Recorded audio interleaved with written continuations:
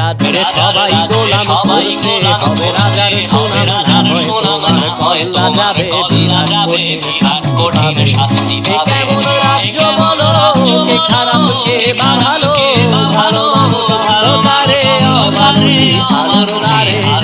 কেমন হচ্ছে খেলা চারিদিকে কষ্ট মেলা, কে কোথায় যাচ্ছি ভেসে থাকবো কোথায় অবশেষে রাজার রাজ্যে সবাই গোলাম করতে হবে রাজার সুনাম না হয় তোমার কল্লা যাবে বিরাট কঠিন শাস্তি পাবে।